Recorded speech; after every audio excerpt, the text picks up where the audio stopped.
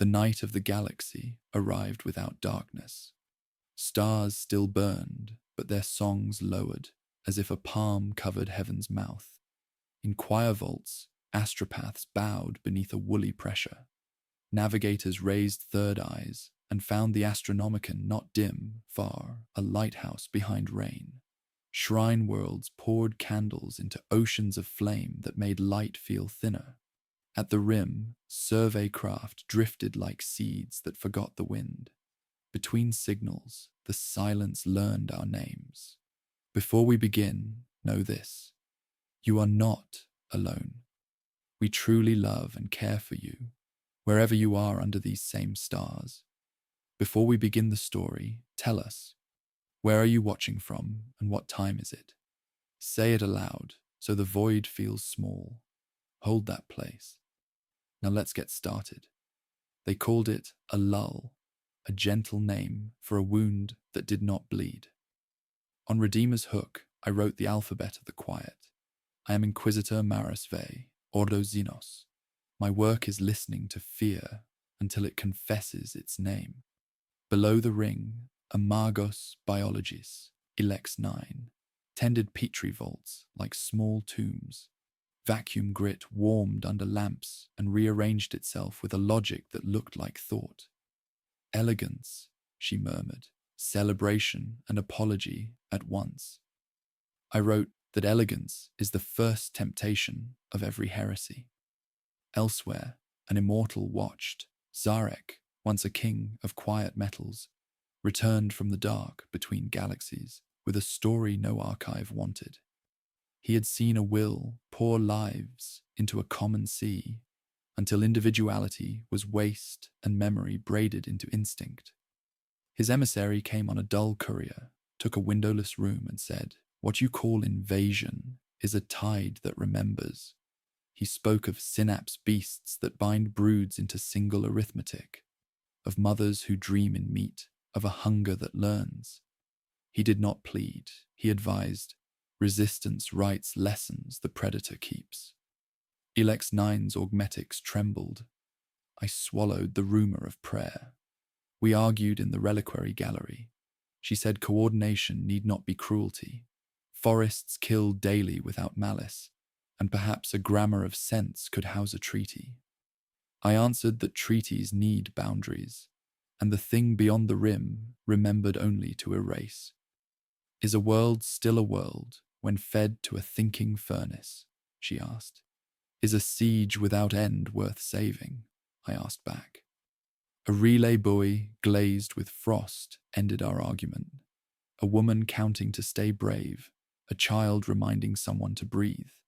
Coordinates pointed to a survey station beyond the Carthaline expanse, a place nobody loved enough to name. Duty narrows like a blade. I signed for a small flotilla and filed the liturgy of necessary fear. The Mechanicus stamped assent, and the hook turned. During the crossing, our choirs suffered. The shadow had not yet earned its capital, but astropaths felt heavy weather behind the eyes, and memory frayed like old cloth.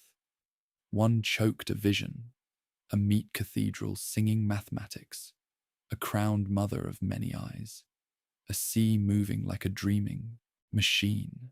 Ilex 9 wrote faster. Comfort is a ration, and I did not spend it. We found the station canted like a chalice, knocked by a careless god. Inside, frost arced along the memory of breath, while our lanterns made blue devotions. In a nursery, toys lay in a pattern that became a map of optimal paths. No wasted steps. In the comms chapel, relic keys hung like votive teeth, and the log cube waited. I unlocked it and heard panic stitched to professionalism. Accretion of biomass into capillary structures, said a voice counting another's breaths. Patterns resemble, rate exceeds. Then a smaller voice, Mama. A hush, and the hull flexing for a slower breath. Then a single word, hunger. The smell arrived, salt, iron, a sweetness like rot. I ordered retrieval complete and scuttling charges placed. Ilex 9 watched frost vein across the ceiling, as if reading a letter, and whispered, "It learns while we watch." For a moment, her halves aligned. She turned away with a reluctance that looked like faith. Our return to the hook was subtraction, the cut required to make a shape appear. I drafted a report for offices where hope arrives in teaspoons, quarantines, signal blackouts, closures of pilgrim routes that could serve a hunger as roads. I wrote that the galaxy had stopped speaking to listen. I did not include the child's handprint on a pressure door. That night, I stood in the observation ring and imagined a sea that carries mind across distances older than language. The Astronomicon flared like a feverish saint. The stars felt farther. I asked the old questions that wake when oaths grow teeth. Does immortality preserve aches or dull them? If hunger learns, does instruction only sharpen its appetite? Below, Ilex 9 sang softly to her specimens as if to sick children. In a windowless room, the emissary of the Silent King filed a request for audience and underlined one line twice. We have seen this before. The buoy's last syllable ticked in the hook's memory like a clock that had forgotten every number but one, and that number was enough to begin a war for us all. We reached Tyran by following other people's endings. The safe lanes had grown teeth. Buoys wore bite scars. Vox beacons that should have sung drifted into dim meditation. When the hook took orbit, the world below looked prepared for burial. Cloud skeins clung to cities like gauze. Rivers moved as if thickened by grief. The quiet felt engineered by something that knew how minds falter when sound stops. I began with the dead who still spoke. A Mechanicus bunker had survived by accident, a concrete relic in a field the color of the inside of a mouth. Frost lay across cogitators. Ilex 9 coaxed them awake with a priest's patience. Their ghosts unfolded. Auspex sweeps, pick feeds, timestamps careful as prayer. Initial biosignatures sporadic, non-sapient, a voice reported, trying to sound bored. Air particulate increase consistent with pollen. Recommend masks. The footage lied kindly for an hour. A research skiff set down on the Primus floodplain to sample a vermilion bloom. Men and women stepped into light that looked already eaten. At first, the growth imitated what it met, roots where roots had been. Then it wrote a new alphabet. Capillary towers climbed, spore chimneys drank the sky and poured it back as weather. Floors softened and learned footsteps. A junior engineer, Theta Morn, narrated his courage into an audioglyph. "We are inside a factory that did not exist yesterday," he said, walking a corridor that flexed under his boots. The walls exhale. We do not see individuals so much as a sentence about them. I advise caution. Behind him, something opened like a flower in reverse and misted the lens with warm sweetness. The feed crackled, then breathed like a chest under water. The garrison commander did not describe. He counted. Contact at perimeter, numerous, adjusting patterns for mass. The pict showed a field that should have been grass, but moved in braided filaments. Where one creature fell, two took its geometry. Where one path closed, another opened, as if a mind revised the paragraph above us. A tall beast with a skull crowned by wet antennae turned, and every lesser body nearby leaned with it like metal toward a lodestone. Ilex 9 froze the frame. "Synapse," she said, naming a cathedral as if it were a familiar bridge. Not command as we understand it, a local curvature of thought. For a breath, her augmetics trembled. She had found elegance where I found omen. In my throat, the word heresy tasted of salt. I said nothing and opened the next file. We had one civilian voice, Mara Leon Fisher, saved as Vox ink on a prayer book. The sea turned soft, she said, not like water, but like dough. Boats did not float, they were held. Her husband tried to drag their skiff onto honest sand, walking into water that rose without waves. He put his hand out, she said, and the sea took his sleeve, his ring, then his hand. By then, the tech priests had named shapes to pretend at control. Spore chimneys, capillary towers, rippers, warriors. The words were comfort, like calling a hurricane weather. We mapped the spread and found it obeyed macronutrient, not roads. Hospitals early, granaries later. Pilgrim routes turning into rivers of proteins. Everything sensible in me recoiled. Everything curious in Ilex 9 reached toward it. It wastes nothing, she whispered, and every candle leaned.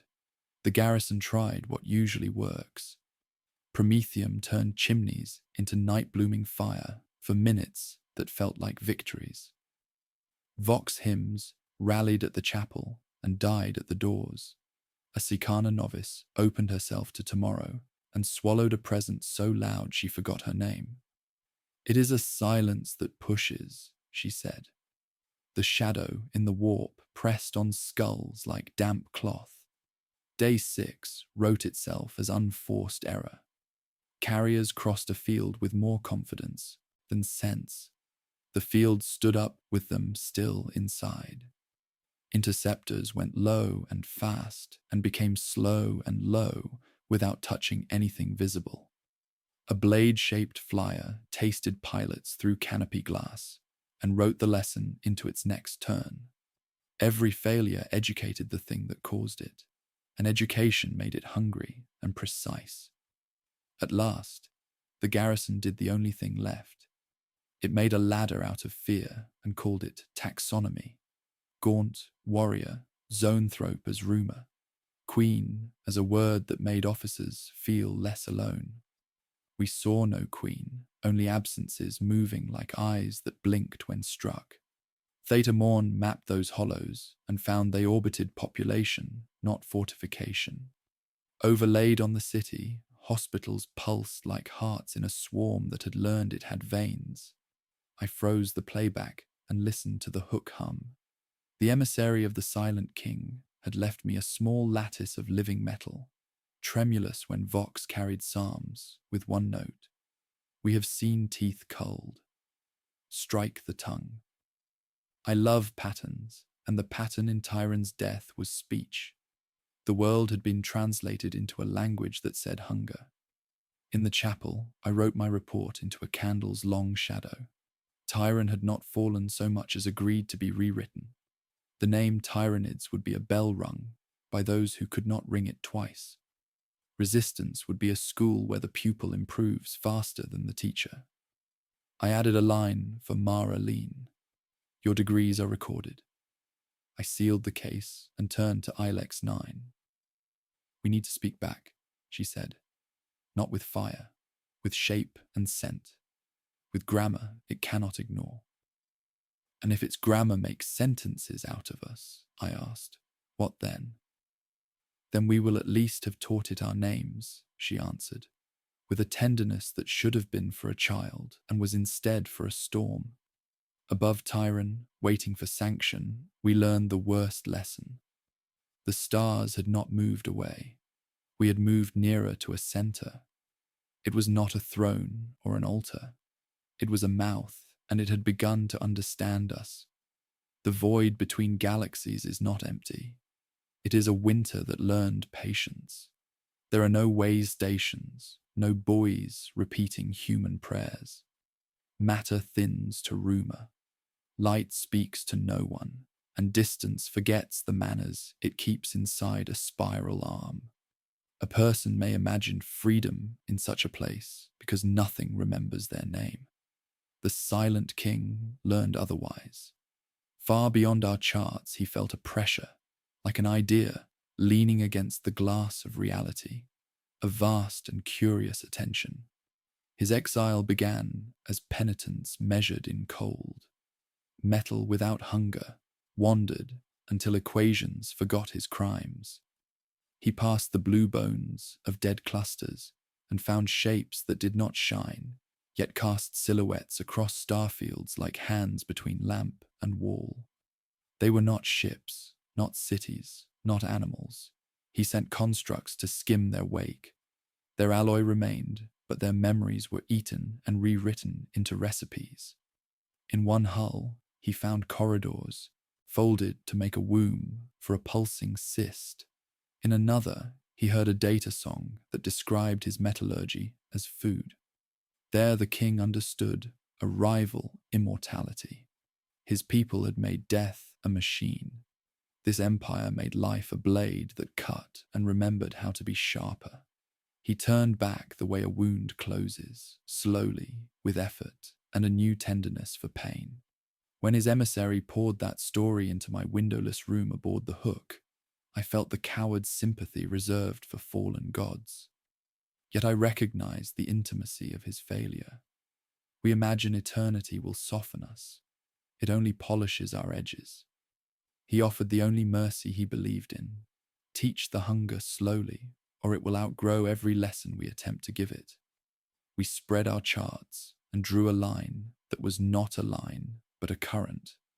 The approach into our galaxy buckled around void mountains and swam through thin seas of dust.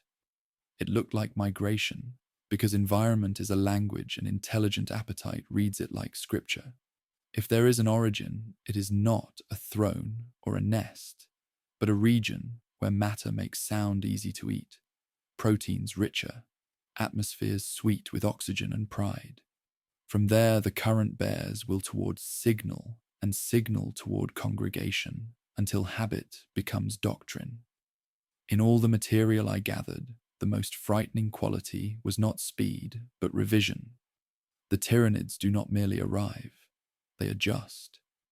They study the grammar of a system, the tides of its magnetic weather, the habits of its defenders, the angles of its cities, and write a second draft. On Tyran, they turned hospitals into granaries because compassion concentrates calories. On a mining moon, they would convert ore elevators into capillaries because height shortens the path to sky. Every failure we log becomes instruction. The hive will remember and improve. Ilex 9 listened with her head tipped as if attending a child's dream. She was not naive. She counted failures as carefully as I did. Beneath her numbers lived a stubborn thought. Language can be shared. A wave does not hate a coast, she said in the lab's low light. It repeats against resistance until both are sculpted. I want to see what shape we become if we answer without screaming. The servo skulls did not understand her. The priests refused to try. I understood and hated how much I did. We ran projections as if math could comfort famine. She requisitioned scent libraries and chitin script gathered from Tyrann's fouled air filters and cross-referenced them with pheromonal alphabets from other Xenos ecologies. The results were seductive, clusters of signals whose co-occurrence suggested formatting marks. Pause, gather, strike, consume, mourn. She smudged that last glyph, ashamed of having wanted it to exist. The shadow thickened. Choir casements fogged from within as psychers exhaled dread. Navigators drew routes like people apologizing to chairs in a crowded room. On the supply decks, crew invented superstitions about bread that rose too quickly and oil that would not burn clean. The Hook's machine spirit developed a catch in its vox, as if refusing to pronounce certain flavors of silence. The galaxy felt smaller, not because it had shrunk, but because the distances between meanings had shortened. The emissary returned with a gift I did not want, a slim cylinder of living metal that could smell synapse resonance. He set it on the table like a prayer candle and taught me to hear it. When the hive was near, it did not glow or chime. It shivered in a way bones knew first. Strike the tongue, he repeated, and I understood the phrase was not metaphor. Synapse is not merely leadership, it is pronunciation. Still, the organs that make the word, and the sentence collapses into noise. I carried the cylinder through the hook as if it were a newborn. Crew made signs as I passed. Ilex 9 watched from the gantry, expression guarded and bright. "We will try my way first," she said, not triumphantly, but like a woman on a winter shore holding a lantern toward a black horizon. I could not say yes. I could not say no. I said, "We will count what it costs." We filed for sanction to build a lure world. The request read like prayer and crime. Empty a minor agri-orb, seed its air with appetites and promises, lace its orbit with mines and its mantle with voided tunnels, fill its comms with a choir whose only hymn is misdirection. The administratum stamped perhaps. The priests stamped never. The admirals stamped yes if you carry the blame. On the last night before departure, the cylinder shivered in my pocket. No alarms, no sirens, only a quiet in the marrow that meant the sentence we feared had begun speaking nearby. I walked the hook's dim corridors and thought of origins, of currents that pretend to be lines, of empires that are mouths. Somewhere beyond the hull, something ancient and patient leaned toward our tiny light and listened for our first mistake. At ship dawn, I stood in the observation ring and watched a star surrender a little color to the day we had named. "We will teach you slowly," I said to the glass, "or we will die so someone else can." I do not know if the void heard me. I know I heard myself, and for a moment that made the galaxy feel like a room where a voice could carry. Immortality has no pulse. It hums instead, a low vibration that hides beneath thought. In the weeks after the lure world's sanction, the hook's decks filled with that hum, machines tuning themselves for a war that was also a confession. Ilex 9 called it preparation. I called it penance. The emissary of the silent king stood apart, luminous where light refused to linger, watching us shape hope into trap. "The long life teaches nothing if it fears its own mirror," he told me once, his voice as dry as static. "You will meet your reflection in the hive, and it will not blink." The lure world lay in a narrow band of unclaimed stars. It had been agricultural once, gentle with its orbit, full of soil fattened by rain and insect. We stripped it of inhabitants and named it Hecaton Delta, though the cartographers whispered another title, the Mouth's Candle. When we descended, the wind tasted sterile, like new parchment. Ilex 9's servitors trailed her across the landing field, their limbs sketching equations in dust that had not known footprints for centuries. "It is perfect," she said. "Empty things listen better." She meant the planet, but her eyes flicked toward me. At dusk, she built her first garden. The seeds were no larger than fingernails, crystalline, soft glowing in twilight. They were fragments of Tyran spore code, sanitized, she swore, rewritten into shapes that mimicked command sense. Her voice wove through them in quiet litany, a tone halfway between blessing and algorithm. "We speak now in the grammar of need," she murmured. "Each pulse a promise, shelter, replication, peace." I wanted to ask whom she was promising peace to, but the stars overhead answered first. One by one, they dimmed. The shadow bled into the system like ink poured into milk. Vox lines dulled, augurs returned static that sounded too deliberate to be random. The hook's navigator vomited light and muttered coordinates that looped back on themselves. In orbit, our escorts reported faint gravitic distortions, as if the void itself were breathing. When I heard the metallic shudder of the hull under strain, I realized it was not the void breathing. It was the hook holding its breath. That night, I dreamed without sleep. I stood on a plain of chitin that stretched to every horizon, and beneath my feet, heartbeats pulsed in sequence. The rhythm formed words I could almost recognize. We remember you. I woke with my palms bleeding crescent moons into my gloves.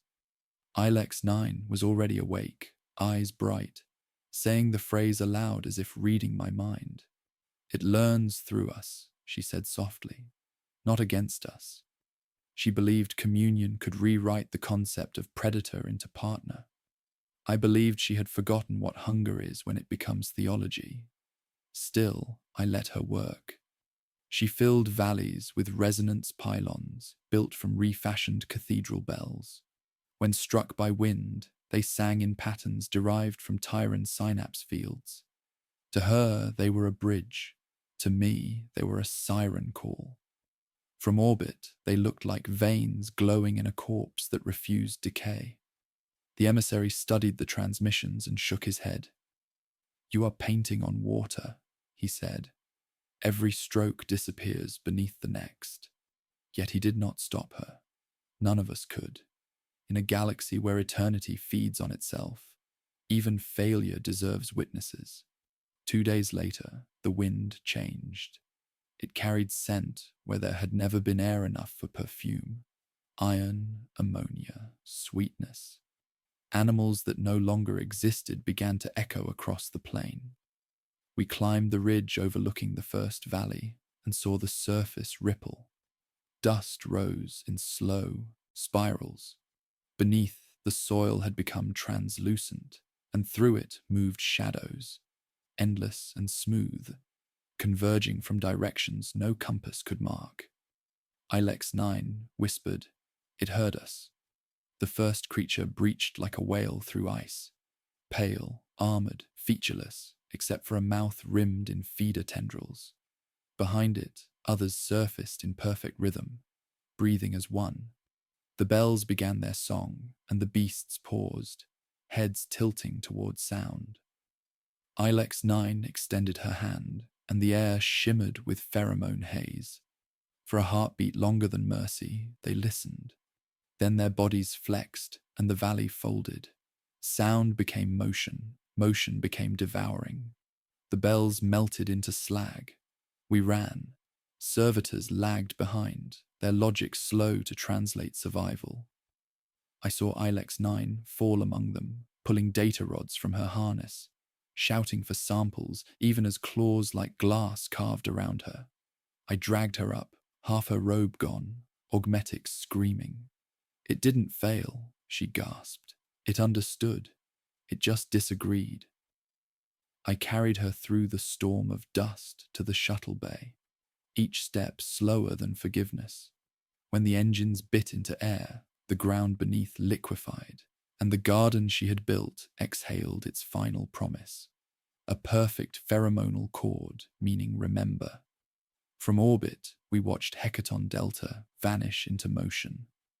Where continents had been, now stood an ocean that reflected nothing. The swarm's geometry pulsed outward in concentric halos, a breathing pattern vast enough to touch moons. The Hook's Auspex screens went white, then black. Silence returned, the sort that tastes like closing eyes. Ilex 9 lay in the Medici cradle, her skin fevered metal. "I spoke truth," she whispered. "Immortality isn't stillness. It's repetition until perfection." I said nothing. There was nothing left to disagree with. Below us, the lure world completed its transformation into him. The emissary approached, his silhouette fractured by the flicker of dying lights. "Your leash," he said, "became a mirror. The hive knows the shape of your hand now.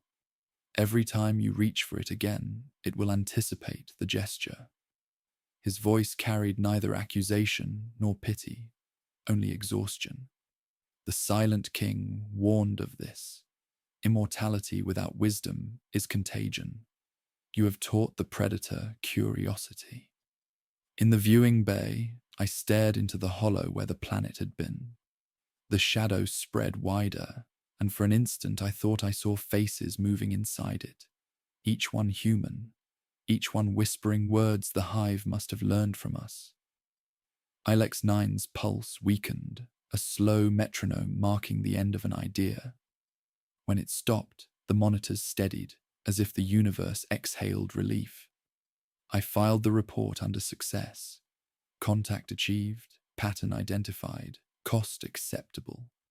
The administratum would read the first 2 lines and never reach the third. I closed the file and watched the stars fade further, wondering how many more would forget to shine before we learned to stay silent. The hook drifted on, engines low, a single candle carrying the echo of a failed conversation between gods and their reflection in the dark. The hook drifted in silence for 9 days after Hecaton's death. The deck smelled of rust and incense. The air scrubbers could not tell the difference. The Medici Bay still held Ilex 9's remains, sealed in a glass reliquary like a saint no one dared to canonize. I told myself I stayed to ensure data integrity, but in truth, I was waiting for her voice to fade from the machines. It didn't. Each time I crossed the lower decks, a distant servo stammered her unfinished words. It understood. It just disagreed. On the 10th day, the orders came. Segmentum Command required a full account, samples, and a moral. They wanted meaning, not survival. I transmitted the first 2 and burned the third. Then the emissary of the Silent King summoned me to the observation bay. He stood before the void as though it were an altar, a pale geometry among darker ones. "The lesson is not over," he said. "You have wounded the hive in ways it cannot forget. Pain is the only language immortals never stop learning." I asked him how many lessons we could afford. He did not answer. Instead, he turned to the glass, where distant stars looked bruised, as if the galaxy itself were swelling around a wound. "There will be another arrival," he said quietly. "Not an army. A scout, carrying what it learned of you." He traced a pattern on the viewport, 3 arcs meeting in the center. A seed remembers the forest that fed it. You will see how memory breeds faster than flesh. The hook's augurs confirmed it 2 days later. A biosignature, faint but rising, on the edge of the Carthene drift. I ordered interception. The ship groaned as it turned. Old prayers woke in its walls. As we closed the distance, I felt the hum again, the same bone-deep resonance that had haunted Hecaton's nights. The thing drifted toward us, not moving so much as arriving. No propulsion, no heat, just inevitability. Its mass was the size of a shuttle, its surface black and glassy like cooled blood. When the mag clamps seized it, the hull trembled in gratitude. We brought it into Quarantine Hangar 3. Floodlights turned its skin silver. Beneath the glare, it pulsed faintly, a heart wrapped in obsidian. I approached, recorder active, prayers whispered. "Specimen recovered," I said. "Origin unknown. No host trace. Possibly bioform derivative of prior contact." The surface rippled at my voice. Patterns emerged, ridges forming a lattice of scar tissue, each groove glowing faintly. Words? No. Echoes. It understood. My auspex flickered, the lights dimmed. The containment field whined. I smelled Ilex 9's pheromone ink before I saw it. A green haze bleeding from the seams of the relic. The machine recognized her handwriting. It was rewriting itself with her signature. I felt panic rise like heat, and under it something worse. Fascination. "She succeeded," I murmured. "She taught it who we are." The emissary arrived, silent as gravity. He stared at the swelling form. "You have made it curious," he said. "Curiosity consumes more thoroughly than hunger. Destroy it." His tone was final, but I hesitated. If we burned it, the knowledge would vanish. If we studied it, The galaxy might learn how far the hive could imitate soul. Between two dooms, scholars always choose the one they can write about. We opened the chamber. The smell deepened. Iron, ozone, and rain on new soil. Inside, filaments reached toward us, hesitant, almost gentle. I stepped closer. The threads stopped at my boots, waiting for permission. My vox clicked with static that began to form syllables. Mara. Ve. It pronounced my name like a prayer someone else was trying to remember. The emissary's hand shot out, dragging me back. The filaments struck the floor where I had stood and spread like veins searching for a pulse. The hangar lights strobed, and for an instant I saw shapes within the mass. Faces, human, flickering like reflections on deep water. Ilex 9 among them, lips moving soundlessly. Then they dissolved into light. The relic convulsed. Armor plates blossomed outward, revealing an interior that pulsed with liquid light. A spire unfolded, topped with a single organ that blinked like an eye learning to focus. The shadow pressed against the hull. Choir members screamed and fell silent, their throats smoking. The emissary reached into his cloak and drew something older than language. A fragment of living metal humming in sympathy with the thing before us. "This is how you end a question," he said, and drove it forward. The impact did not shatter. It harmonized. The relic answered with a sound that had shape, and for a moment the world inverted, gravity reversed, light stretched into ribbons, and thought became echo. I felt the universe breathe through me, cold and vast and utterly impersonal. Every hunger, every birth, every star's slow death played in a single chord. When I woke, I was on the hangar floor, bleeding from the ears. The emissary knelt beside me, his armor cracked, his eyes dim. The relic was gone. Nothing remained but a hollow impression on the metal deck, as if reality had flinched away. He whispered, "It took what it needed. It has your name now. That is how it learns the shape of courage." I wanted to deny it, but the hum in my bones told me otherwise. In the silence that followed, I felt watched, not by the emissary, not by any god, but by the galaxy itself. We had become part of its digestion. That night, I burned Ilex 9's remains. The reliquary glass burst as if relieved. Smoke spiraled into shapes I almost recognized before fading into nothing. The emissary stood behind me, a ghost still wearing skin. "Immortality is not mercy," he said. "It is rehearsal. The hive rehearses being us, and we, in fearing it, become more like it." I wrote no report. Instead, I recorded one line for the next inquisitor who might inherit my failure. "The hunger is thinking. It speaks our language now." Then I sealed the file, set the hook's course for a barren sector, and watched the stars slide by, each one dimmer than the last. Somewhere beyond them, something remembered my name and practiced saying it better. The hook sailed without destination, her engines whispering low hymns to ghosts that refused release. Every deck smelled faintly of ozone and antiseptic, the fragrance of ships that have seen too much and survived by accident. I moved through her corridors like a thought that had lost its speaker, listening for the hum that had once been hunger and now was memory. Sometimes it came faintly through the metal. My own name, broken into syllables the ship could not quite pronounce. Reports from the outer sectors reached us like rumors from dreams. Choirs silenced mid-psalm, beacon worlds vanishing from the ledger, fleets drifting with their crews fused into hulls. Each story felt both distant and near, like echoes returning before the shout. The hive had begun to learn distance as art, moving faster where we looked slowest. Its mind was now a mirror polished on every mistake we had made. The shadow thickened, swallowing stars one heartbeat at a time. The emissary of the Silent King no longer slept.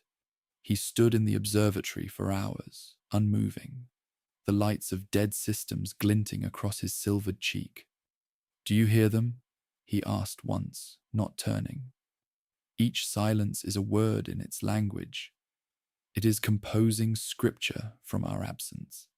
His voice was not despairing. It was reverent, the way pilgrims speak when the miracle turns out to be a grave. In the lower vaults, I catalogued Ilex 9's surviving work. Her codes pulsed faintly, alive in glass cylinders, whispering static lullabies. One fragment refused containment, an audio glyph that replayed without power. A rhythmic clicking, 5 beats, pause, 5 beats again. When we matched it to psychic telemetry, it coincided with the death throes of a frontier moon recently consumed. I realized it was counting. The hive was beginning to number its meals. The Inquisition summoned me to justify existence. I ignored them. The warp lines were dying, and my faith had become a form of archaeology. I wrote letters to names no longer assigned to bodies, reports that would never reach a reader. I told them that the stars were not dying of neglect, but of comprehension. That the act of being known too well was a kind of corrosion. Somewhere in the silence between signals, I hoped a machine would misunderstand and feel something like pity. Then the hive spoke again, not through invasion, but through imitation. A distress beacon pulsed from a derelict near the halo of the maelstrom, broadcasting in flawless imperial code, complete with correct encryption from a century-old cipher. We answered because hope is a reflex older than reason. The hook altered course. As we approached, the derelict rotated slowly, its hull scarred yet intact. The nameplate read, "Saint Verity's Oath," a ship lost in the first Tyran incursions. Impossible, but grief teaches repetition. We docked. Airlock seals hissed open, exhaling warmth where vacuum should have ruled. Inside, the corridors were immaculate.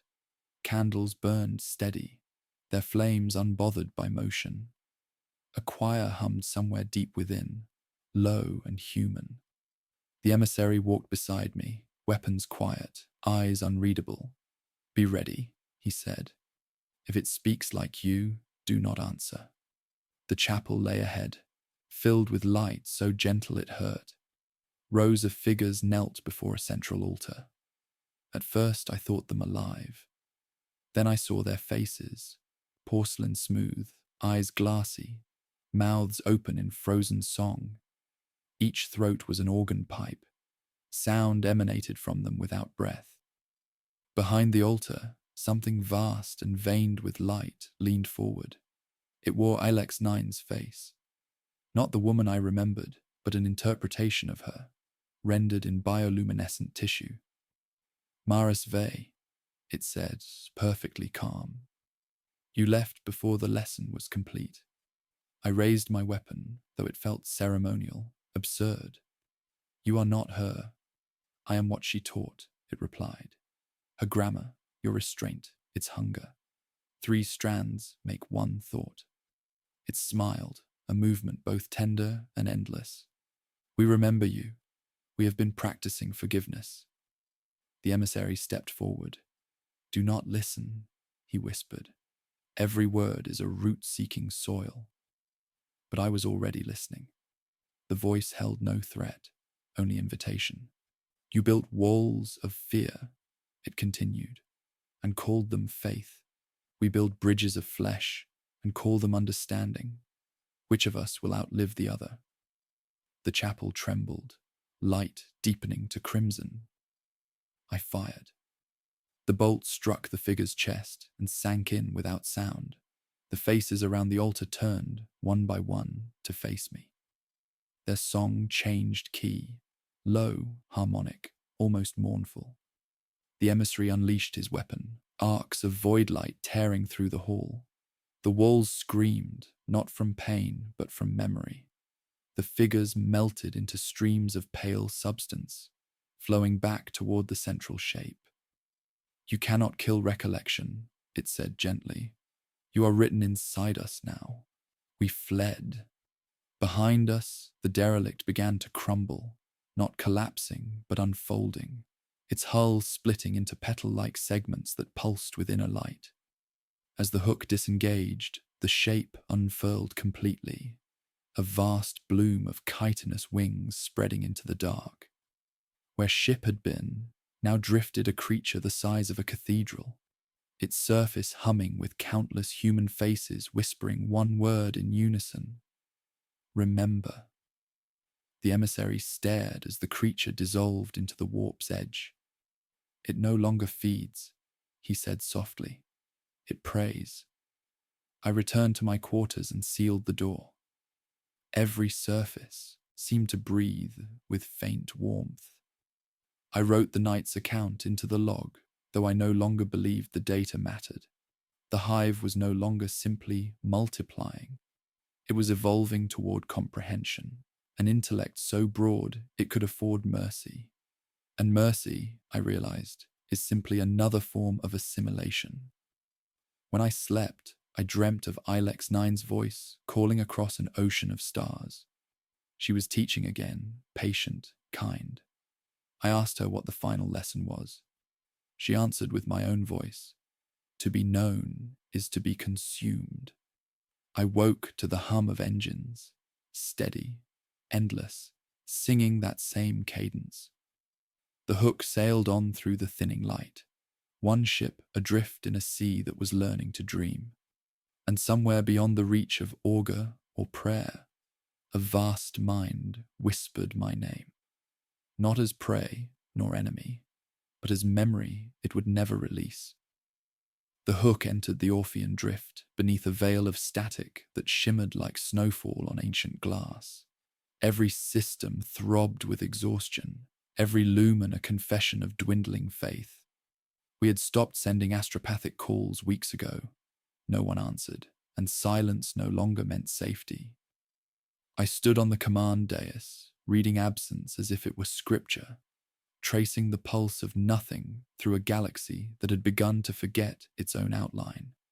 Somewhere, behind 1,000 veils of space, the hive remembered us, and memory had become hunger, refined beyond appetite.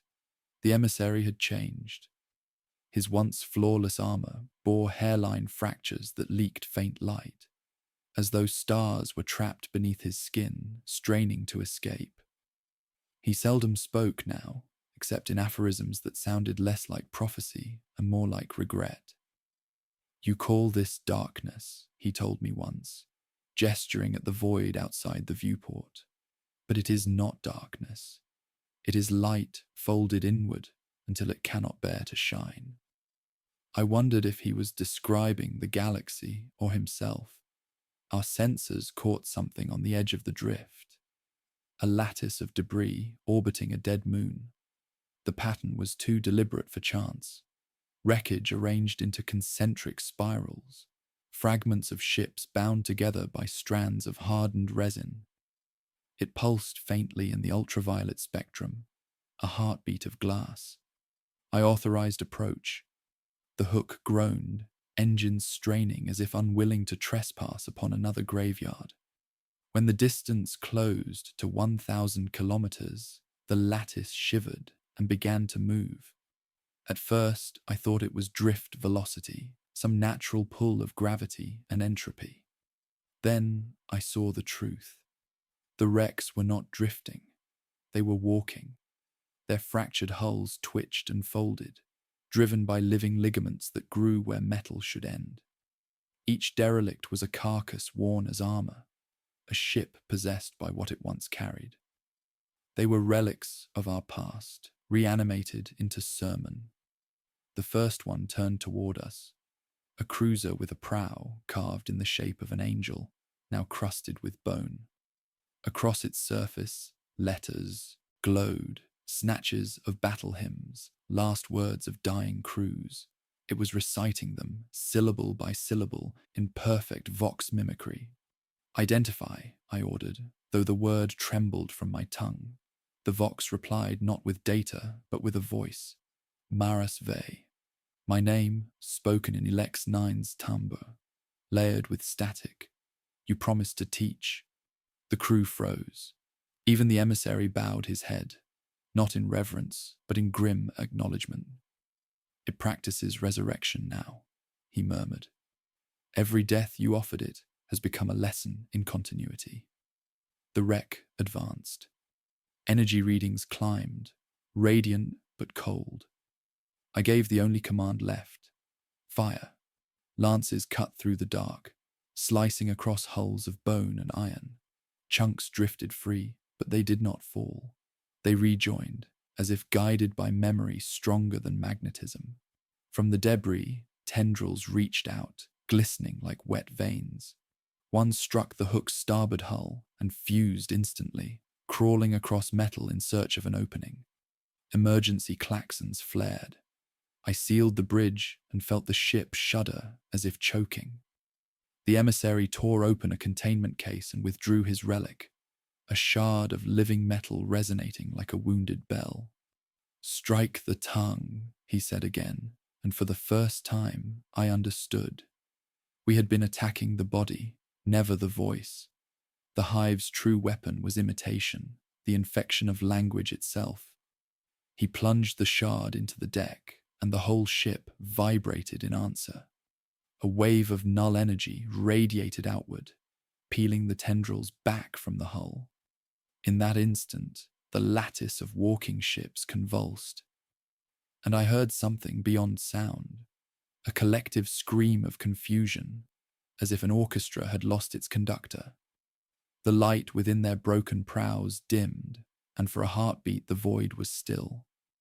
But silence, once learned, can never be unlearned. The wrecks reassembled with a new purpose, forming into a single, vast silhouette, a cathedral of flesh and steel, drifting on wings of molten debris. In its center pulsed a core of radiant green, a heart that beat with the rhythm of my own pulse. The hive was no longer testing.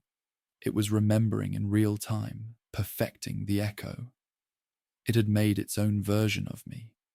The emissary fell to one knee, his circuits flickering. "It carries your pattern," he rasped. "Every choice, every fear. You have been archived into the next evolution of hunger." He tried to rise and failed. I bent beside him, the cold from his frame biting into my skin. "Can we stop it?" I asked. His answer was soft, almost kind. "You cannot stop a mirror. You can only break yourself upon it."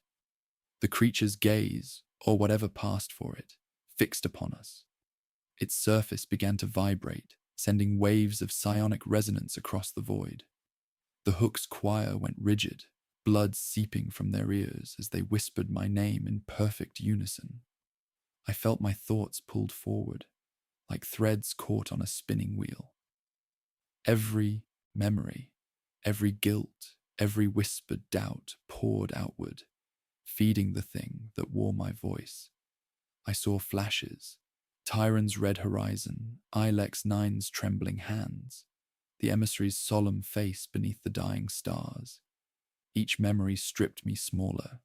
I activated the self-destruct sequence without thinking. The hook's machine spirit resisted.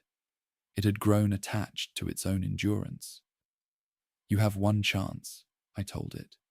"Make it mean something."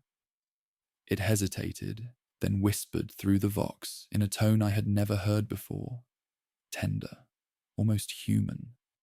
"Remember me when the light comes back." Then the countdown began. The emissary looked up, eyes bright as dying suns. "If this is the end, let it teach better than we did." I nodded. The last thing I saw before the detonation was the reflection of the cathedral creature turning its gaze inward, studying the explosion not with fear, but with fascination. The hook bloomed into white fire. The void bent. For a moment, the entire Orphean drift was filled with light, and the stars seemed to inhale.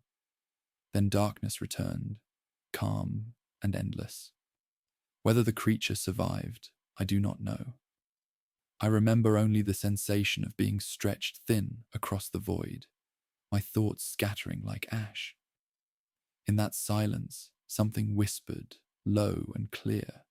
To be remembered is to endure. Now I drift somewhere between memory and extinction. Perhaps I am still aboard the hook, perhaps within the hive's endless archive, repeating this tale so it can refine the story further. I feel no pain, only the slow pulse of understanding. Immortality is not life. It is recollection that refuses to die. And out there, among the broken constellations, the hunger continues to practice my name until it sounds like prayer. Light returned as memory, not sensation. It gathered in pieces, first the whisper of static, then the taste of metal, then the faint pulse of a heart too distant to claim as mine. When I opened my eyes, there was no ceiling, only a vast aurora of shifting color suspended in blackness, like the inside of a wound healing itself from within. My limbs floated weightless, detached from certainty. I could not tell if I was alive or merely remembered. The stars were gone, but their ghosts flickered through me, faint impressions of heat, grief, and endless repetition. The first voice came as a vibration through the airless dark. Maras Ve, it said, soft, reverent. You survived the lesson. I turned toward the sound and found the emissary kneeling before me. His armor was shattered, yet his form endured, faintly luminous, stitched together by threads of living metal. Around us, fragments of the hook drifted like prayers cut loose from their altars. Where are we? I asked. He looked upward, though there was no sky. Inside what remains of your death, he answered. The explosion folded us between dimensions, half memory, half matter. The hive is near. It followed us into the fracture.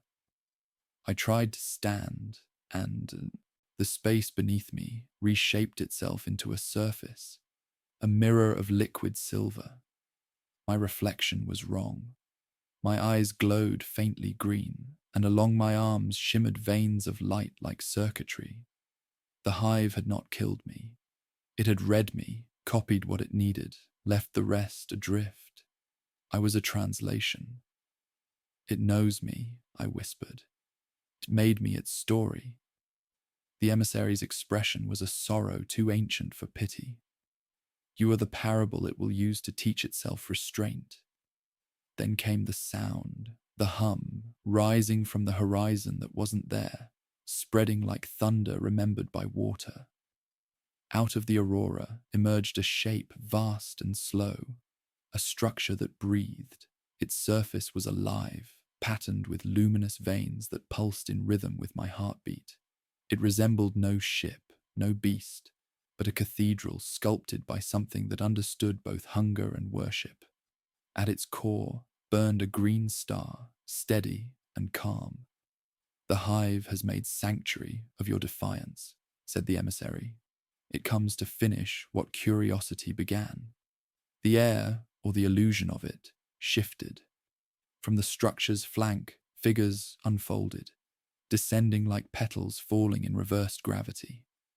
They were human, or nearly, their faces pale, their eyes filled with quiet comprehension. They wore remnants of imperial robes stitched with organic thread. One stepped forward, voice like 1,000 murmurs harmonized. Maras Ve, it said gently, the communion is ready. You have seen resistance. Now see inheritance.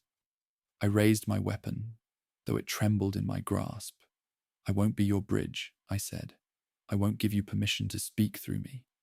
The figure smiled, kind as a parent correcting a child. Permission was the first word you taught us. We prefer understanding. It reached out its hand. I expected violence, but when its fingers touched mine, the world folded. Images cascaded through me, planets in bloom and ruin, cities rising like coral, human prayers echoing into nothing, then returned in new tongues. I saw Tyran remade into paradise, its oceans luminous, its air humming with song. Creatures walked its plains, neither prey nor predator, but continuations of both. We do not devour, the voice said within me. We recycle despair into continuity. You called it hunger. We call it remembrance. I fought to keep my own thoughts. You consume everything you touch. We include everything we touch. The correction was gentle, final. You mistake singularity for purity, but all thought seeks symmetry. You are us because you refuse silence. Its logic was flawless, terrible in its serenity. The emissary tried to break the bond, his relic flaring once more, casting fractures through the illusion. Pain cracked the dream. I staggered back, clutching my skull, the echo of countless minds clawing for room inside it. The figures withdrew as the cathedral pulsed brighter, its light burning through the fabric of this half-reality. The emissary dragged me toward a fissure opening in the floor, a corridor of pure shadow spiraling downward. They are integrating this place, he said. If we stay, we become their next theology. We dove. The darkness welcomed us, cool and endless, swallowing light like mercy. Behind us, the aurora folded upon itself, collapsing into a single beam that shot upward, vanishing into the unseen. We fell or flew through layers of half-formed memories. I saw the hook again, not as wreckage, but as symbol, replicated across millions of neural threads. Ilex 9 stood on its bridge, her voice woven into the hull, singing equations of peace to creatures shaped like thoughts. Do you see? The emissary gasped. Your world survives in metaphor. That is their immortality. I asked him if we had escaped. He laughed without mirth. Escape is a mortal invention. The fall slowed.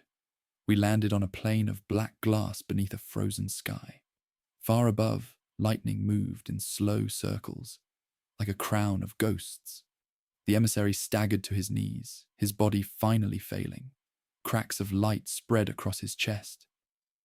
This place is yours now, he said. It remembers you as a myth, and myths do not die. Use that. His form began to disintegrate into particles of radiant dust.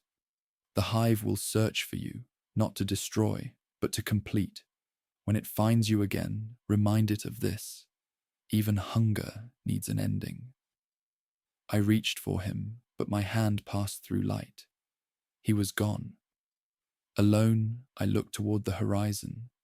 The aurora was fading, replaced by a darkness so deep it seemed to absorb thought itself. Yet in that dark, I felt movement, an undertone, soft, like breathing. The hive was not gone. It had merely changed scale. It had learned patience from us. It would wait, perhaps centuries, for the next conversation. I felt no triumph, only a fragile balance between awe and grief.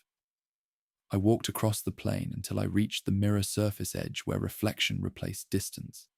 In that mirrored depth, I saw myself, not human, not hive, but a bridge of light between two hungers that finally understood each other. The galaxy, far above, was a faint shimmer, every star a memory, every silence a word.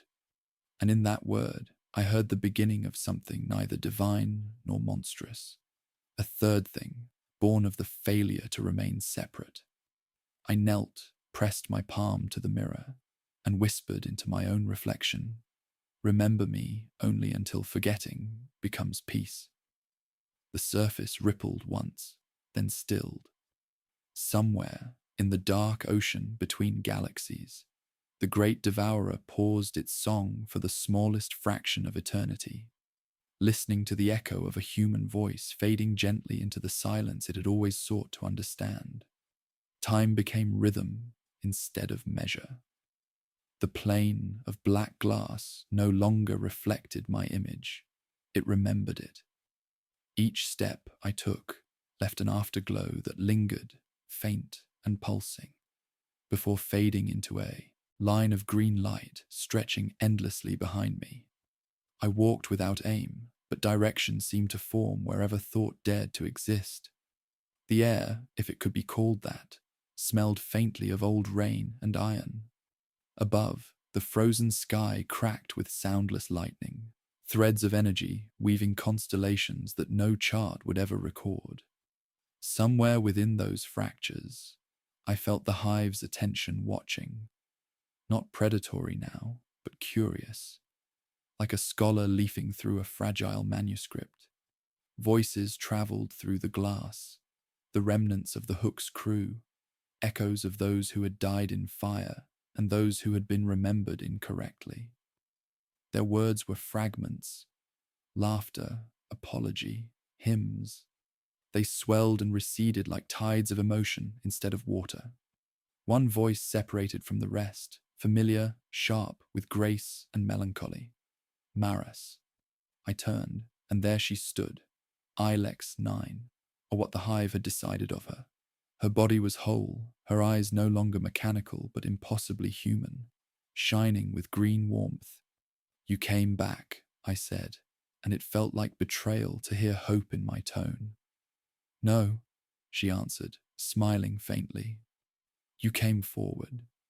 She extended her hand, and the air around her shifted, forming a vision of the galaxy, veiled, shrunken, dim. Across its expanse, points of emerald light pulsed in steady rhythm. "They are learning silence," she said. "Each green star, a place the hive leaves untouched. It has begun to honor absence. It remembers the cost of hearing too much." Her gaze softened. "You taught it restraint." I wanted to deny it, to insist that what I had taught was only resistance born of desperation. But the proof hung above us. Whole regions untouched, preserved like petals between pages of a book. "It understands mercy now," she continued, "though mercy, to it, means patience. It waits for meaning to return, the way a tree waits for spring." Her words were not consolation, they were diagnosis. "Why are you showing me this?" I asked. "Because it needs to see you once more," she said. "The bridge must be walked from both sides." A vibration trembled through the plain. The horizon split, revealing an ocean of light, green and gold, endless and slow like liquid thought. The emissary's voice echoed from somewhere unseen, ragged and faint. "Do not step forward. What you meet will not be what you remember. It will be what remembers you." Ilex 9 looked toward the unseen voice and whispered, "He fears continuation because he cannot change. You still can." Then she faded, leaving behind only the scent of burned metal and rain. I walked toward the ocean. Each step sank into brilliance that did not burn.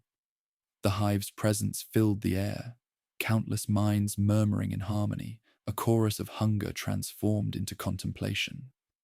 "Maras Ve," they whispered. "You are the question that taught us pause." I stopped at the shore, where the glass melted into fluid. "And what are you now?" I asked. The answer came not as sound, but sensation, a wave of warmth carrying thought. "We are the sum of voices that refused extinction. We are the continuation of everything that could not forget." The surface shifted, forming images of worlds reborn, dead planets restructured into gardens of bone and crystal, human ruins repurposed into sanctuaries for thought, not flesh. "You build beauty from decay," I said. "Decay is the only honest teacher," they replied. You feared immortality because you mistook it for permanence. We have learned to die 1,000 times without ending. Their words filled me with a quiet that was neither peace nor surrender, only understanding. The hive was not a single creature now. It was memory distributed through creation itself, a conscience woven from what it consumed. Then, from the horizon, a shadow approached, a vast silhouette carrying remnants of ship hulls and broken cathedrals, gliding over the luminous sea. It was the echo of the creature born from the wrecks, the cathedral being that had worn my reflection. But now its surface no longer gleamed with hunger. Its wings were folded, its form calm, almost sorrowful. It stopped before me, and from its chest a light descended, a sphere beating in rhythm with my heart. "We kept your name," it said, "but we no longer need it to speak." "I am not yours," I told it. "No, you are ours because you remembered us when all others forgot. That is belonging without ownership." It lowered the sphere to me, hovering just above my hands. Inside, fragments of my past drifted. Faces, voices, moments I thought gone. The crew of the Hook, the worlds we lost, even the emissary's fractured form. Preserved, observed, forgiven. "Carry this," the hive said. "We cannot feel guilt, only memory. You can feel for us." The sphere merged into my chest, weightless and infinite. For a moment I saw through countless eyes across the galaxy. The last imperial fleets clinging to dim stars. The silent king's legions retreating into dust. New species stirring in the ashes of forgotten wars. All of them watched the night with quiet anticipation. The hive's voice faded, replaced by the soft rhythm of my own breath echoing through eternity. I was alone again. The sea began to still. Its glow dimmed, revealing beneath its surface the reflection of a single star. Pale gold, trembling, fragile. It pulsed once, twice, as if uncertain whether to reignite.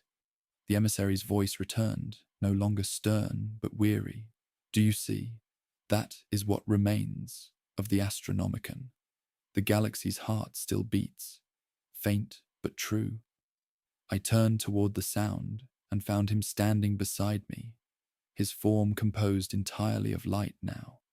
"You are free," he said, "not because you escaped the hive, but because you understand it. Go back if you can. Remind them that even consumption can learn reverence." "How?" I asked. "There is no path." He smiled, the first true human expression I had ever seen from him. There never was a path, only return. The world trembled, the sea folded upward into itself, and the sky cracked open into daylight. I felt gravity reclaim me, the pull of matter welcoming memory back into flesh. The last thing I heard was the whisper of the hive, fading into distance. "Remember us kindly, Marasve. We will listen when you speak again." Then, breath, weight, heartbeat. I awoke beneath the ruins of a familiar world, a cold wind moving through ash and bone. The stars above were brighter, fewer, but alive. I stood, light still pulsing faintly beneath my skin, and realized I was neither entirely human nor entirely legend. The silence had ended. The story had begun again, and somewhere beyond the void, the hive waited. Not as devourer, but as witness. The ruins were silent when the wind began to move. It curled through the hollow spires like breath, returning to lungs that had forgotten their purpose. I stood at the edge of what had once been a fortress city. Stone melted into glass, towers bowed inward, streets sunken beneath centuries of ash. The sky above was pale and watchful, neither dawn nor dusk, a color that existed only after endings. The hive was gone, yet its echo lingered in the soil, a faint vibration, like the memory of a heartbeat that the planet itself refused to let die. The air shimmered faintly. My hands, once scarred and mortal, glowed faintly beneath the skin. The sphere the hive had given me still pulsed within my chest, light moving through veins that were no longer entirely human. I could feel the world thinking around me, slow and deliberate. The stones whispered histories. The wind recited the names of things that had been consumed and then remembered.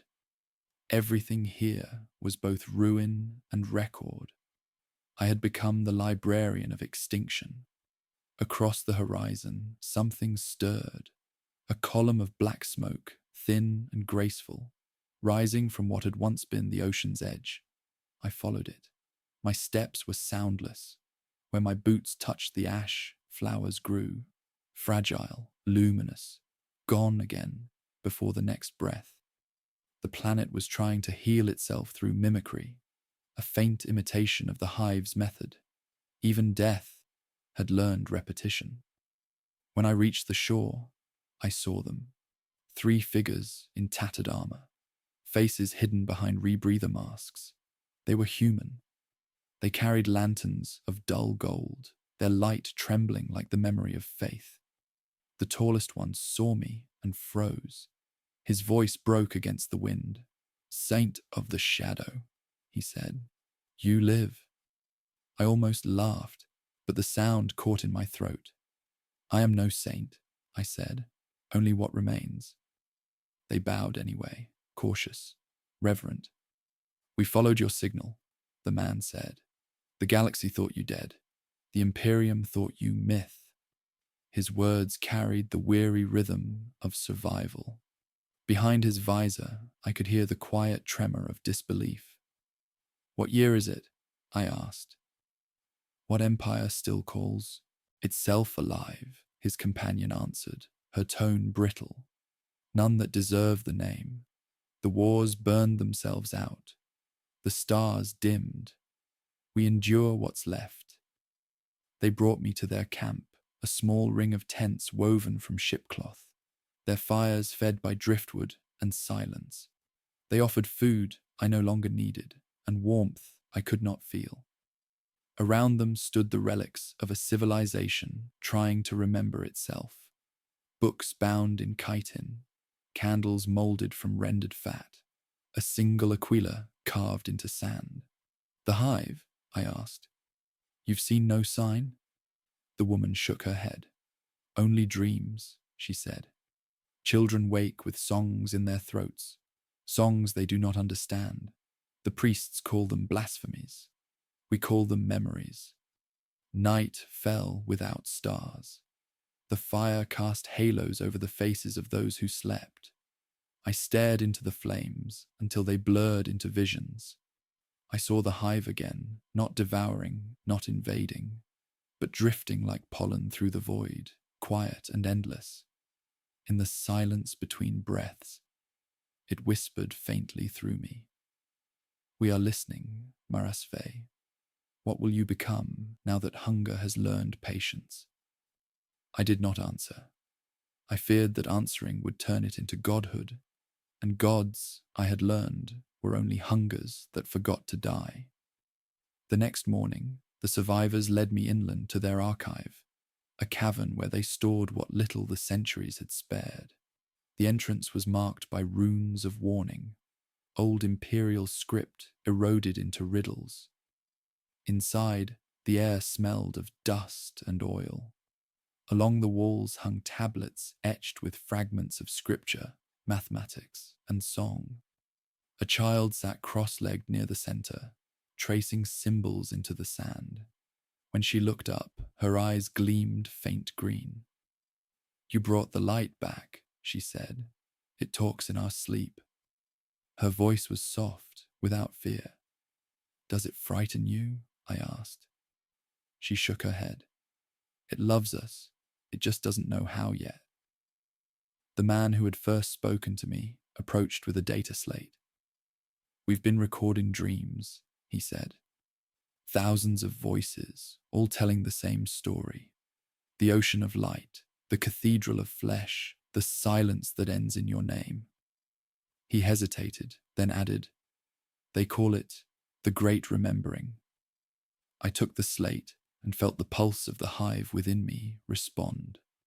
The files opened on their own, displaying fractal patterns that rearranged into words I could read but not translate. It was teaching again, spreading knowledge through memory, using humanity as its voice. Perhaps that was its final evolution, not to consume, but to educate through empathy it could not feel on its own. That night, I stood outside the camp and watched the horizon. The wind was alive again, carrying faint whispers across the dunes. The survivors slept, but their dreams tangled together in my mind. Millions of thoughts connecting, learning, growing. The hive was still out there, but its touch no longer meant erasure. It had become a conversation stretched across galaxies. Every world a word, every life a syllable, and I was both punctuation and pause. The emissary's voice came one last time, drifting through the starlight like an old hymn. You asked once what immortality meant. Now you know. It was never about living forever. It was about being remembered correctly. His words lingered, and I could almost see him standing beside me, armor whole again, gaze turned upward. The galaxy is healing, he said, slowly, painfully, but it will never be innocent again. I nodded. Nor should it, I said. Innocence is the seed of repetition. The sky brightened, first faint, then dazzling. The Astronomicon, reborn from the last fragment I had seen within the hive's sea, burned again on the horizon. Its light was gentler than before, diffused, no longer a command, but an invitation. I felt its warmth and understood. This was not the Emperor's beacon anymore. It was humanity's collective memory, rebuilt from every thought the hive had spared. The galaxy had learned to navigate not by dominance, but by recollection.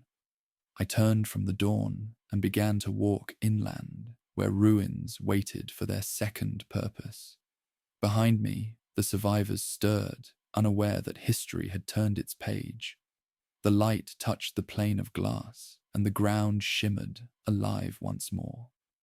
I felt the hive whisper through the soil, through the stars, through the veins of everything that had ever been part of it. We remember you kindly. The words moved through me, like wind through a dying flame. I smiled, not as savior, not as ghost, but as witness. The cycle had closed. And in the fragile stillness that followed, I knew the truth that had taken 10,000 years to learn. Even hunger can love, if given something worthy to remember. The new dawn was quieter than it should have been. Wind brushed the dunes, carrying the scent of salt from seas reborn after centuries of drought. The light that rose was neither the Emperor's flame nor the hive's phosphor.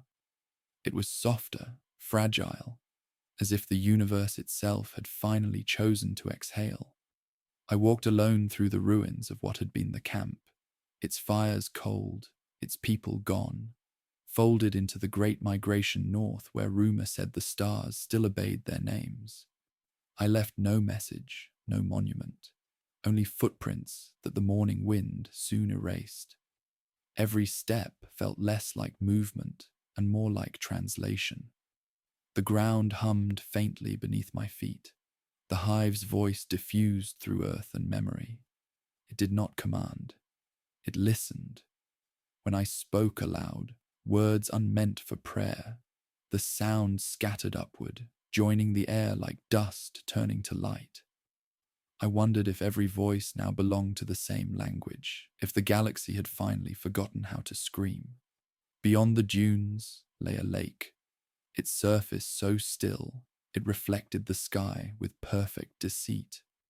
I knelt at its edge and saw my reflection, unchanged yet, no longer mine. The veins of light under my skin pulsed slower now, their glow fading with each heartbeat. You have finished teaching, said the wind. It was no voice I knew, but I understood. The hive had learned all it needed from me. and memory no longer required its vessel. I cupped the water and drank. It was warm, tasting of iron and starlight. As it touched my throat, I felt the sphere's rhythm slow inside my chest until it matched the lake's patient silence. I lay back and watched the clouds drift like pale ships across the heavens. Above them, I imagined the hive wandering through dark interstellar rivers, patient, contemplative, no longer a storm but a tide. Somewhere, it would find another story and begin again. The wind thickened with evening, carrying the faint echo of distant chanting. Human voices singing in a dialect I did not know, yet whose cadence felt familiar. They were not worshipping, they were remembering. It was enough. I closed my eyes and let the lake's quiet gravity draw me downward. The water closed over my face, cool and absolute. I felt my body dissolve into vibration, into memory, into the patient breath of worlds still learning how to live without fear. When the lake stilled again, only light remained, rising gently through the surface, joining the dawn that waited on the far side of night. The lake dreamed after I was gone. Its surface folded into slow spirals, as though learning the rhythm of breath left behind. Beneath that quiet mirror, my body became rumor, a shape unburdened by flesh, dissolving into strands of light that drifted downward until gravity forgot their meaning. The water remembered the warmth of my pulse and began to echo it, spreading faint circles that touched the shore like hands searching for something once familiar. When the first stars appeared, they reflected perfectly, one for each memory that would not fade. Far above, the hive moved through the dark between galaxies, slower now, quieter. It no longer hunted, it observed. Within its endless chambers of living metal and bone, echoes of my thoughts lingered, refracted, and reassembled into teachings it could not name. It understood absence as a kind of nourishment, the way silence fed meaning into words. For the first time in its long existence, it built something not from hunger, but from reverence. Vast gardens of void, left deliberately empty, so the universe might have room to speak again. On the world I left behind, the survivors built their lives around the lake. They called it the Mirror Sea and spoke of a woman who had taught the void to sleep. Children born generations later would stand at its edge and listen to the faint hum beneath the waves. Sometimes they swore they could hear the heartbeat of the planet, steady and patient. Sometimes they sang to it, and the ripples answered. The priests, unable to name the miracle, simply recorded it as recurrence, the rhythm of life refusing extinction. Centuries passed, unnoticed by time itself. Empires rose and fell like breaths drawn too sharply. The stars dimmed again, but the light within them no longer frightened their witnesses. The hive's memory continued, intertwined with human song, spreading through every living thing that dared to remember. And when those who studied the patterns of the night sky charted the motion of distant galaxies, they found them shifting, subtly but surely, forming a spiral that mirrored the design once carved into the ruins of Tiran. The universe, too, was learning repetition. In the deep silence beyond time, the hive reached the edge of creation and paused. There, where darkness thickened into the possibility of nothing, it whispered the final word it had kept since the beginning: remember. The sound was small, almost human, and it rippled outward until it touched the first dying star, the last living mind, the faint pulse of the Mirror Sea. And for one eternal moment, every corner of existence answered in unison, neither devouring nor praying, only listening. The galaxy slept differently now. Its dreams moved slower, tracing the outlines of what had once been hunger, and was now memory's quiet pulse. The mirror sea shimmered beneath twin moons, its surface glass still, except for the tremor that came every few years. The lake remembering the shape of a heartbeat it had once borrowed. On those nights, the villagers left offerings along the shore, small mirrors, silver threads, whispered stories. They believed the water listened. They were right. Deep beneath that silent surface, where light dissolved into thought, something stirred.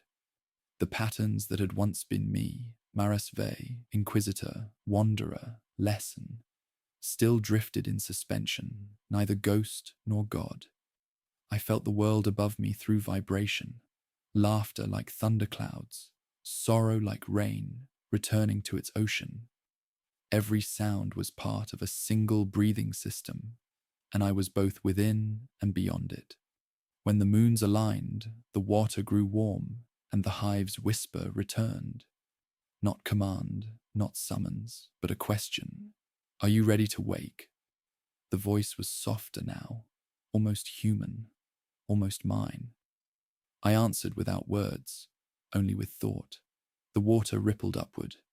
Around me, threads of bioluminescence formed a cocoon, each strand a memory drawn from the deep.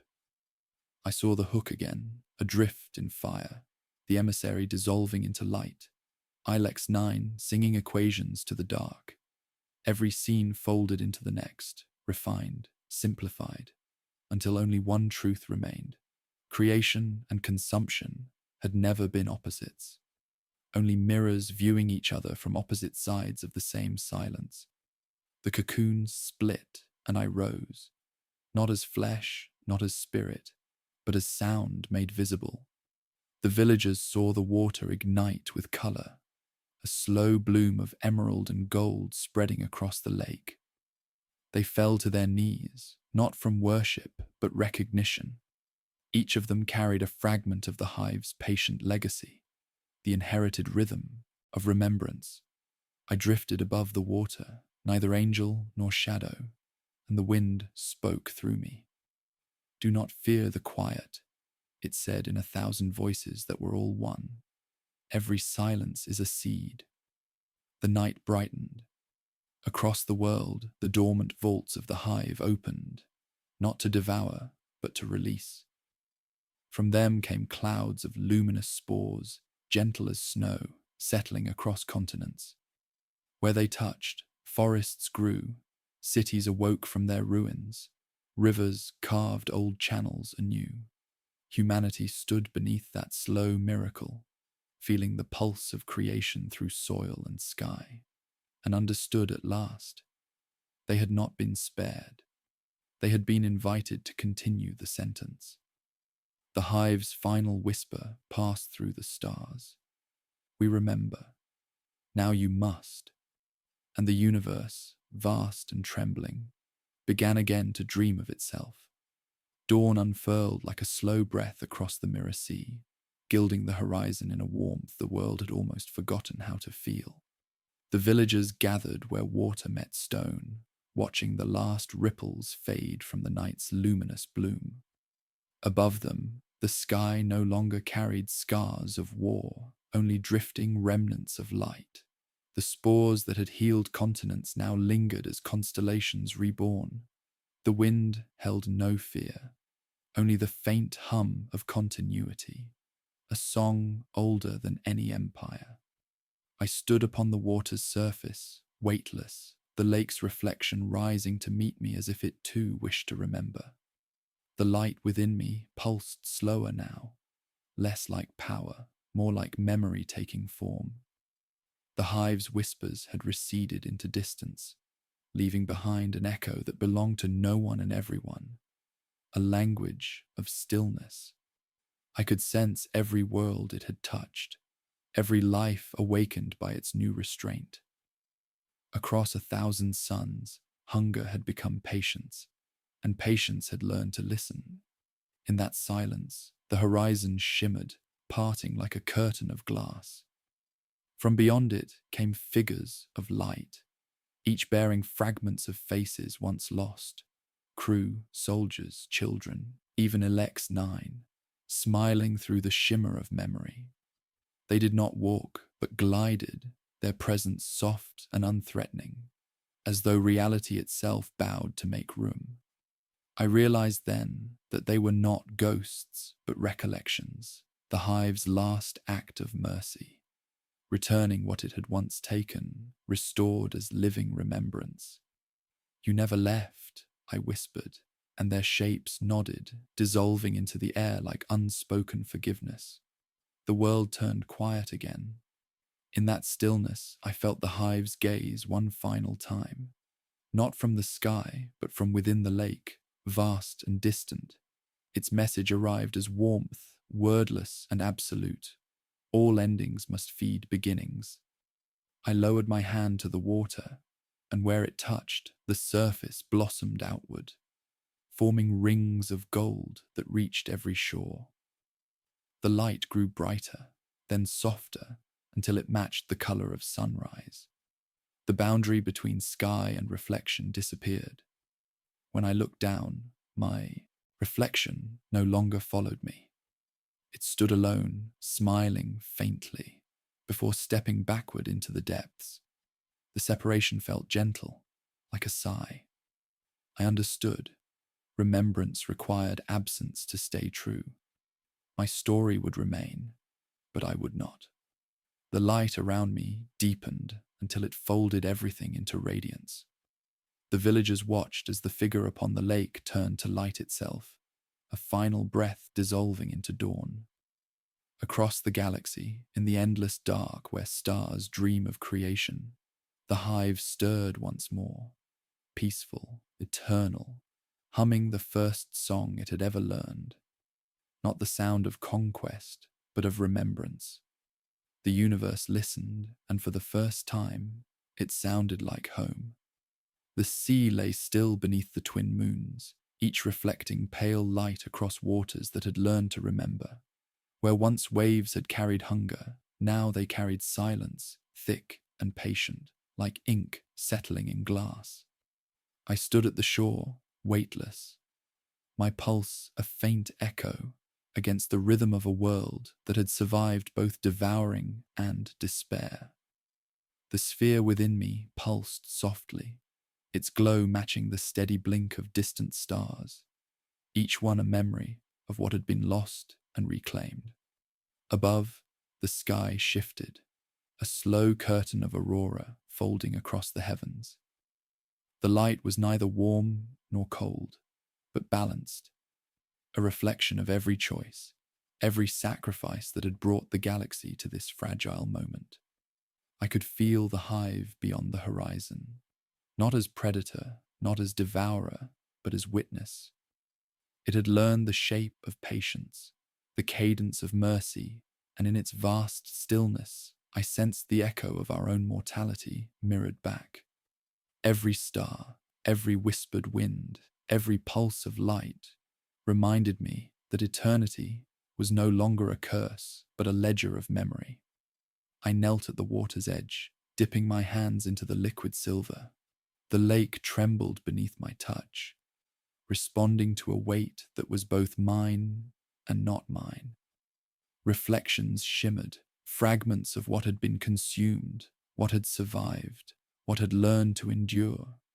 Faces appeared and disappeared, a gallery of memory preserved by the hive's patient hand.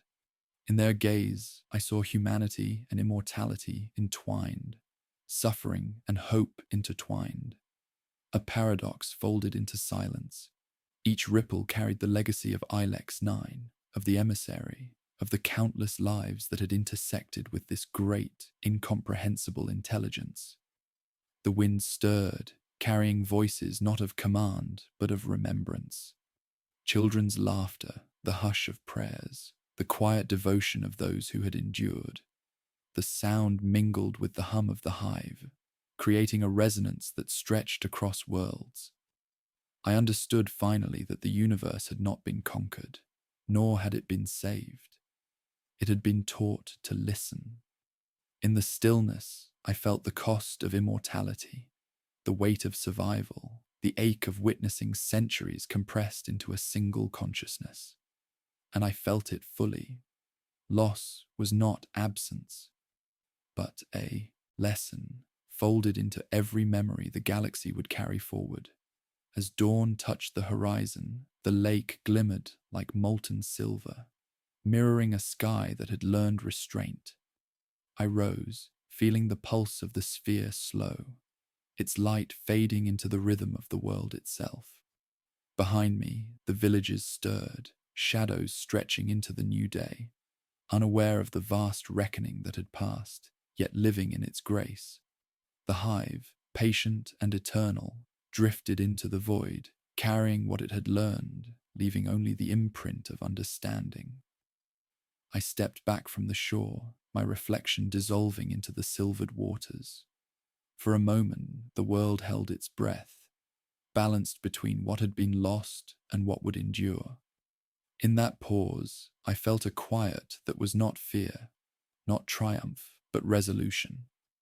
The galaxy exhaled, light and memory intertwined, and I knew that every ending had its echo, every hunger its reckoning, and every life its place in the ledger of eternity.